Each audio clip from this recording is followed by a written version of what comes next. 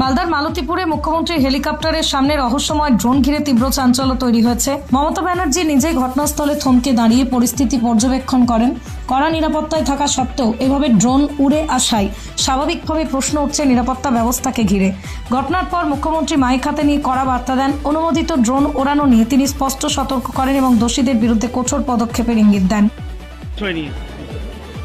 যারা ড্রোন উড়াচ্ছিল তাদের উড়ানো উচিত হয়নি, তাদের প্রোটোকল জানা নেই বা উদ্দেশ্য ঠিক ছিল তা জানি না। আমরা পুলিশ তাদেরকে ধরেছে, পুলিশই তদন্ত করবে কি হয়েছে, আমাদের জানা নেই কে ধরা পড়েছে, কাকে ধরেছে। ড্রোন ওইভাবে হেলিপ্যাডের গ্রাউন্ডে উড়ানো যায় না, আর যেখানে মুখ্যমন্ত্রী থাকে সেখানে ড্রোন উড়ানো যায় না। পুলিশ সেটা আলোচনা করবে, পুলিশ দেখবে, পুলিশ তদন্ত করবে। দুর্ঘটনার সম্ভাবনা কাটলো। দুর্ঘটনা অবশ্যই, দুর্ঘটনা যদি ওখানে হেলিকপ্টার উঠতো আর ড্রোনটা যদি ঘুরতে থাকতো তাহলে স্বাভাবিকভাবে তো দুর্ঘটনা ঘটার সম্ভাবনা ছিল।